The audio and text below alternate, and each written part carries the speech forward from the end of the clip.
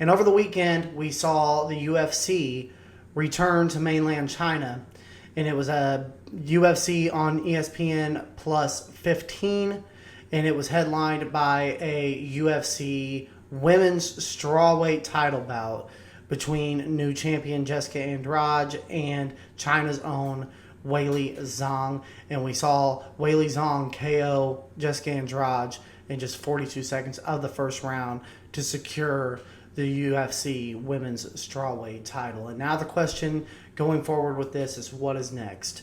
You got this new star in China, Weili Zhang, 20-1. She's on a 25 win streak, 4-0 in the UFC. Clearly a very talented force. And when it comes to Andrade, I had been kind of labeling her for a long time the Vanderlei Silva of women's MMA. Just the way she fights, the way she would throw the big hooks, trudge forward, and with the big power. But watching this fight, I think I got it wrong. I think she's more like the Chris Lieben of women's MMA. And this fight, to me, looked a lot like the breakthrough performance that Anderson Silva had when he first came into the UFC against Chris Lieben. I'm not sure that Weili Zhang really missed a shot. She just completely blitzkrieged Jessica. Jessica came trudging forward. She's gotten so used and comfortable with being able to just push forward, eat shots, and her power being able to overwhelm her opponents at the small weight division for women's MMA. Not this time. She walked into a big right hand early on, and then it took a big elbow in the clinch, and then Weili just pounced, dropped her, and the fight was over. New champion. And she was getting picked apart, Andrade that is, against Rose Namajunas really bad in the first round of their title fight before the infamous slam KO in the second round.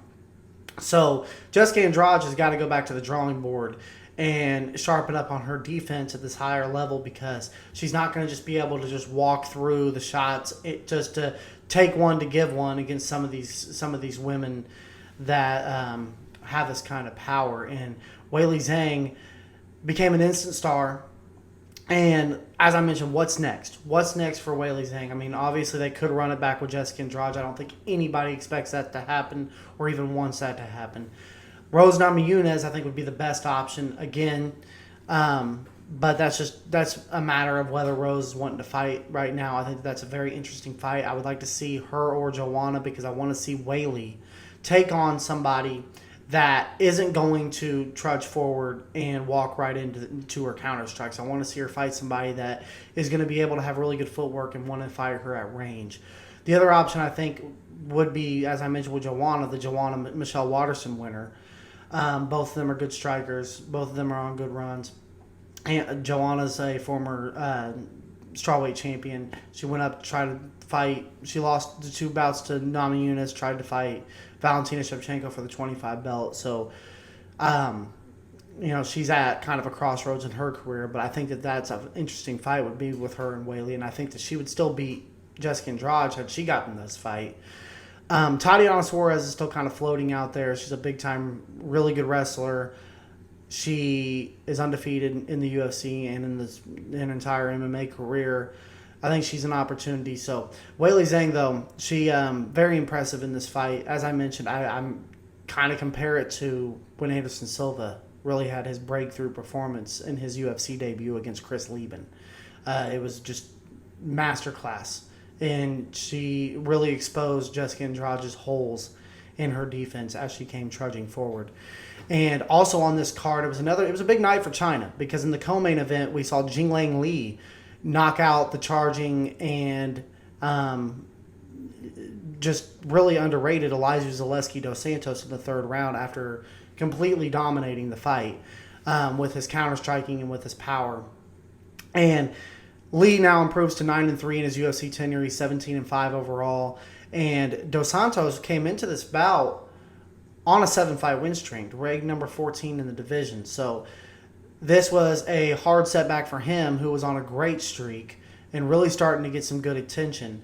But Jinglang Li, China's own, goes in there in his home turf, knocks him out, dominates the bout, is probably going to have a number next to his name now, has a stellar UFC resume, and I think he looks like a strong contender. Zaleski never came even close to trying to get this fight into a grappling scenario, and he just did not have the firepower to hang with Lee. Lee's striking looked very good, and he looks like he has a lot of power, a lot of horsepower behind those paws. So very impressive performance by Jinglan Lee, and I'm interested to see where he goes from here in this just incredibly stacked division at welterweight. And there's one more fighter that I want to note here on this card in the recap of UFC on ESPN Plus 15 in China is Kai Kara France, who defeated Mark De La Rosa by unanimous decision. Kara France came in ranked number 10 at the flyweight division. 26 years old, he's 3-0 in his UFC tenure. And when we look at this whole division as a whole, this is a division that we weren't even sure was still going to be around at the beginning of the year. Henry Cejudo is the champion, but he's also the champion of bantamweight. He moved up. Demetrius Johnson's fighting over in one championship now. There's very little name notoriety in the depth of this division, and there has been a lot of rumors and a lot of speculation that they were going to close in on this division because it just hasn't been profitable for them. I think that would be a mistake. I think this was a great fight. I think Kara France looked very good, and I'm very interested to see him fight a top 5 ranked contender after this.